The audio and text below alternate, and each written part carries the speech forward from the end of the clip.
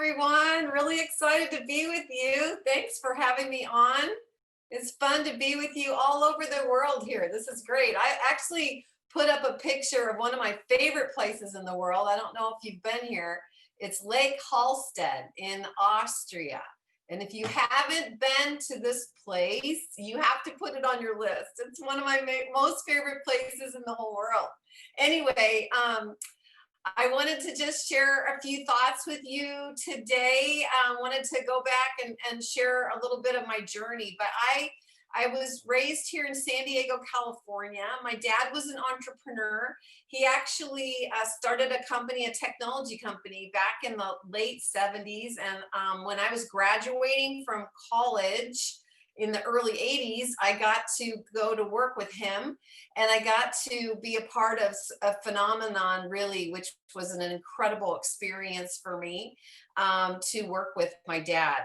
I learned a lot about what went right, and I learned a lot about what can go wrong, and all of it is really a gift. At the same time, I was also having my children. So by the time I had my third baby, I was like, what am I going to do here? I was in human resources. I always loved people. I love the challenges that people bring. I know that sounds really strange, but I'm a little weird. I think that people are the most fascinating things. And I've always believed that we are all using just a fraction of our potential. And I get so excited when I think about what people can accomplish if they really exercise their potential. And anyway, but in a corporate structure, it was so restrictive for me to be working for a company. And so I was looking for a way I could work from my home. I was looking for a way I could be an entrepreneur. But I looked at what my dad had done as an entrepreneur, and I'm like, no way. He mortgaged everything. He put everything on the line. He was brilliant. He's like an engineer. He got all this stuff to work together. And I'm like, I can't do what my dad did. So I was really open-minded, and thank goodness that I was. My best friend called me up. I had just had my third baby, so I literally had a newborn and a 5-year-old. My daughter Ashley was 5, and then I had a little 2-year-old boy also. My best friend didn't even think I'd be interested. She actually called to talk to my husband because I had just had a baby, and you know how we make things up, like she's not going to be interested. And besides that, I had a very successful career. I looked very happy on the outside. I was very successful, and sometimes we prejudge people when we shouldn't, but she did. But she called my husband. My husband was ready to hang up on her, and I grabbed the phone and I said, what about me? I want to hear what this is. And this was in June of 1990. And I went to a presentation and I heard about Nu Skin. And at that time, Nu Skin's name was Nu Skin International, but they were only in the United States, which was really funny to me. But it showed me that they had vision, which was really great. And what got to me that night is I heard a story about a company that had an idea of these products that were targeting aging people. And I looked around the room, and I'm in my early 30s, and I'm thinking, I'm not the only one that cares about aging here. This is going to be a big market. But what really got me was when they went through the numbers of the compensation plan, and they started to talk about the numbers. And I looked at the numbers, and I thought, you know, I looked at the highest. I looked at a blue diamond. And I said, you know, that is CEO level income, but you don't have to go through all the headaches of being a CEO. I know what a CEO has to go through. I know the headaches of running a company, and I really didn't want that. I looked at this business as so unique because we can all be independent contractors. I don't have to have any employees. Yay, no employees. And I don't have to have a boss. That's even better, right? So I jumped in, even though I have to tell you that my background, I had no sales experience. I had never thought of myself as a salesperson. I actually was kind of anti-network marketing, to tell you the truth. It was very much out of the box for me. But what I heard that night, it just hit me at the right time in my life. And I decided that I was going to do it. Well, I embarked on a journey that was quite interesting because when I first jumped in, the company was going through very rapid growth. They were going from 1989 to 1991, Nu Skin grew in the United States from 50 million in annual sales to 500 million in annual sales. And you almost, it didn't matter what you did, you were successful. Like you brought people to meetings, they were signing up. It was really, really magical. We call it that period of momentum. And it was a very, very exciting time. And I thought, hey, you know, this is working. I'm qualifying to be a Ruby. It had only been like 6-9 months. And then wham, we got hit with our first big challenge at the company. And you know what? Now, the fact that it happened back then is a blessing because it was done with back then. But back then, when we lived through it, it was really tough. We were looked at pretty heavily by the government because whenever you have so much success, everyone thinks, well, maybe there's something wrong here, but there was nothing wrong with Nu Skin. Nu Skin was incredible, and we ended up coming out, you know, fine, which I knew would happen. But the people that had started in my business, they quit. Everyone quit. My whole team quit. But I had heard Clara McDermott. I hope you know who Clara McDermott is. And if you don't know who Clara McDermott is, you need to ask whoever invited you on this to tell you who Clara McDermott is, because it's almost like, you know, you have to know who that person is to really know the history and really know the culture of this business. Because Claire McDermott is the only distributor sponsored directly to Nu Skin. And she's kind of like all of our grandmother, right? And when I first started in the business, she would go out and she would speak and she would say very wise and profound things. And one of the things she would always say whenever she spoke is she would say, the only way that you can fail in Nu Skin is if you quit. And I thought, you know what? I listened to her and I thought, you know what? I'm not seeing a lot of success. My whole team quit. But I know one thing about me. My mom calls me stubborn, but I can tell you that I know that if I make a decision to not quit ever, like it's a done deal. Like I'm never going to quit. And I decided early on that I was just never going to quit. And so when I decided that, you know, then I embarked on the journey and I never revisited that. I never questioned, I never, you know, and from there I went on 12 years of a journey, and it was a long journey, and it was I was a lapis for 12 years. And I can tell you that I remember so clearly during the 1990s, you know, the success of Nu Skin, the people that made it to the top of Nu Skin, they were really road warriors. I mean, they were opening up Korea, you know, like Ronnie Park. I mean, you know, these are like incredible, like people that just, you know, took off. They went to, you know, foreign lands. They left their families and opened up other countries. And I wasn't ready to prepared to leave my family. I actually did participate in the opening of Japan, and I went to Japan twice, and I ended up finding a blue diamond in Japan. And that actually kept me in the game long enough, you know, to get to the point where I could actually have some success. But as a lapis, I'd sort of imagine after 12 years, I mean, I'd gotten to the, you know, I'd stopped doing some things, and that's really, yeah, it's a very dangerous thing for me to just kind of, but in 2000, launching a new technology, just like they're getting ready to launch. But back then it was the bio, and back then it was,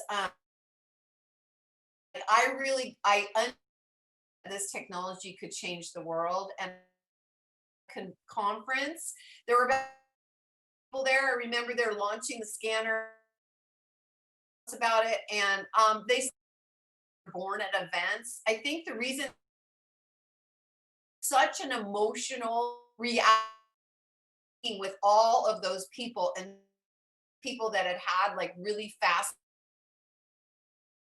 crossing the stage, that had become literally, and they were already team elite. Like here I'd been a lapis for 12, and you know, Lon Wardrep, he's 15 hours, he's a team elite. It's like comparing myself, I'm the audience. I'm going through this whole horrible situation.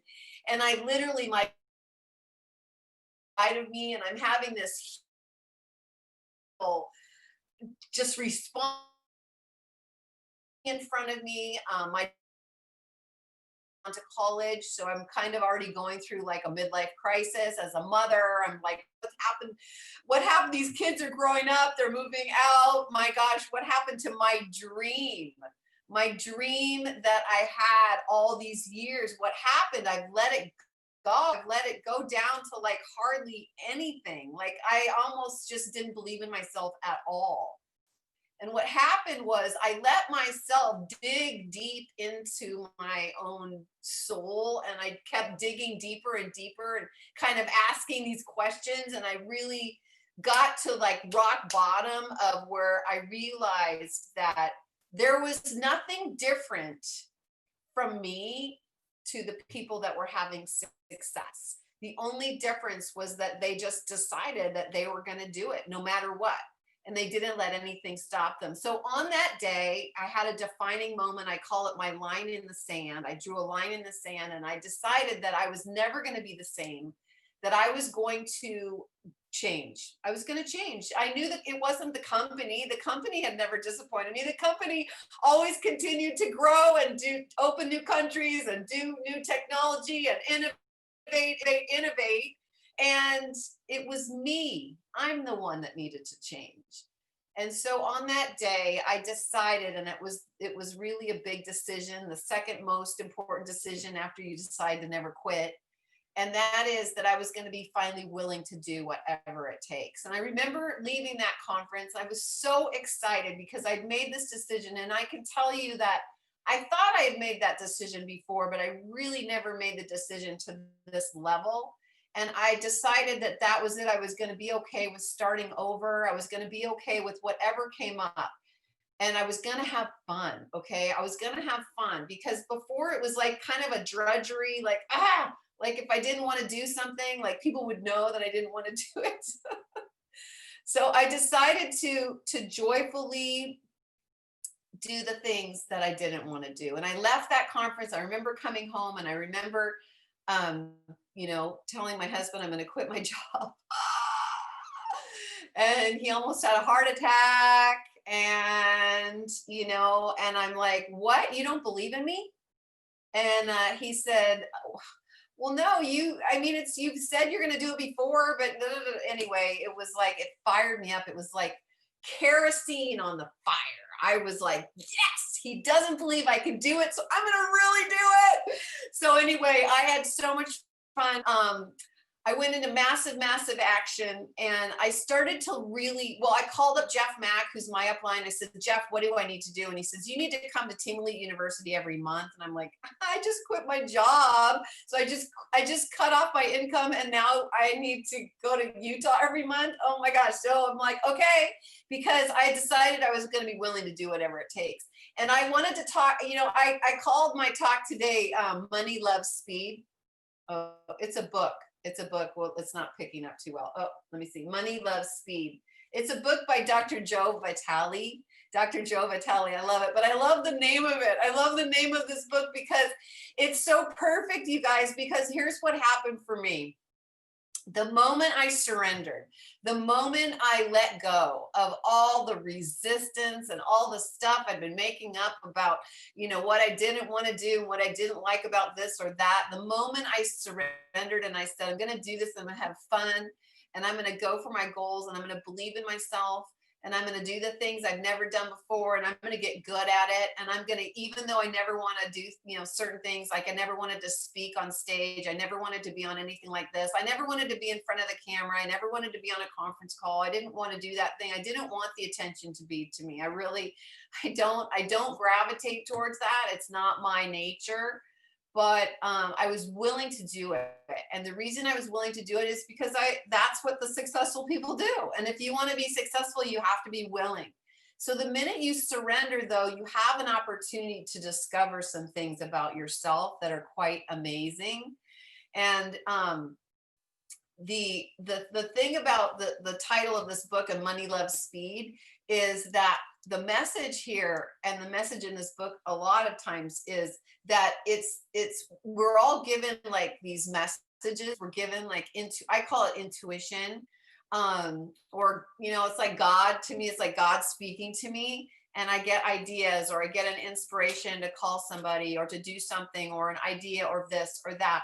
And what I've discovered is that if you act urgently to those ideas, those inspirations, those intuition, if you act urgently, you are being led to something that could be quite magical. And I'll give you an example, because I had surrendered. I decided to go to Team Elite University every month.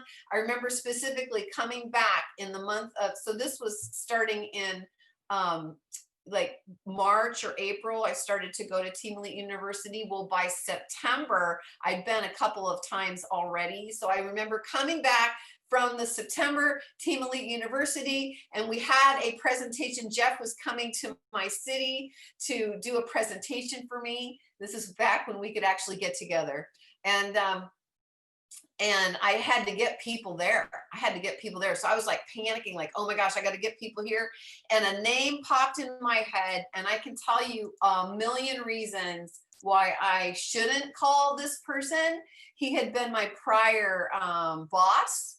He had, had told me, basically laughed at me before at, this type of idea when I told him I was resigning.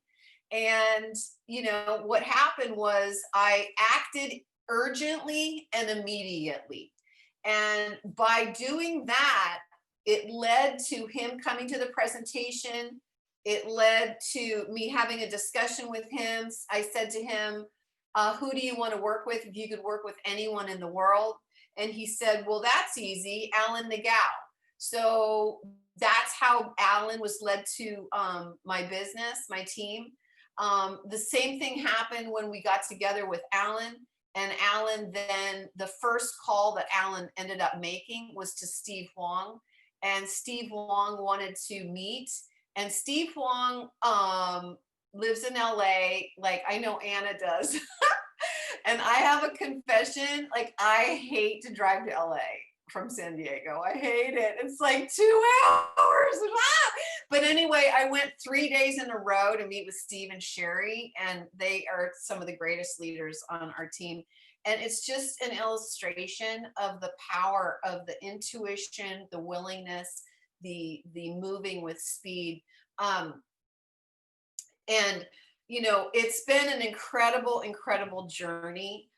It took 3 years from the time I made that decision to then becoming Team Elite, which I know people are doing it faster now. So I just want to say that, it wasn't, a really fast, obviously with 12 years as Lapis, and then 3 years after that, 15 years to Team Elite that it took me. But I literally would not change one moment, because it's the journey that I needed. It's the journey that it took me from where I was to where I needed to go.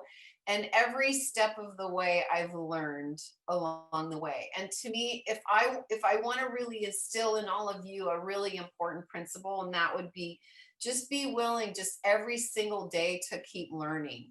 Just be willing to be that student and to be the hungry learner. I believe the people that are the most successful in this business are the people that are avid learners. They're hungry, they're thirsty, they want to learn. They don't say, oh yeah, I know it all. I know that, I know this. No, they're like, I want to learn that. I want to be that, I want to grow into that. And so that's really, really key. But the one of the greatest things in my journey to date was that getting a call from my daughter. I was just named Woman Entrepreneur of the Year. She had seen me now from afar. So mind you, she lived with me in the house where I struggled for all those 12 years. Then she goes away to college, and all of this is happening when she's away from college, and she's thinking, what is going on with mom? Like she's different. And so she calls me up one day and she says, Mom, I've been thinking about it, and I've decided, because she was studying to be a sports broadcaster. She said, I've decided that when I graduate from college, what I really want to do is I want to be mentored by you. I want to work with you. I want to learn new skin. And I literally like dropped the phone. I could not believe it because I had never really asked her to do the business. I've never asked, her to join or do any of that. It hadn't even crossed my mind because she was pursuing her dream. But once she saw me having so much fun and fulfilling, my dreams, she's like, wait a minute, why do I want to go to a small town and make no money and really, do that when I can work with my mom? So anyway, after she graduated and she came and she went on her journey. Her journey is a whole other story, but she kind of duplicated me, which is not maybe the greatest thing, but she duplicated me, and she then had like 10 years of struggle. And then in 2017, when the business started to really go onto social media, she had her defining moment.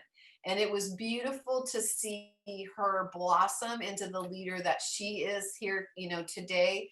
And she's now this year a 4-star platinum team elite as well. She was named Woman Entrepreneur of the Year in 2018, which I have to say was more rewarding for me to see her get it than even for me to get it, because it was just being the mom of somebody that you've lived through all the struggle. It's almost like, you don't want your kids to have pain and suffering, but you know that it's necessary for them to become who they're supposed to become.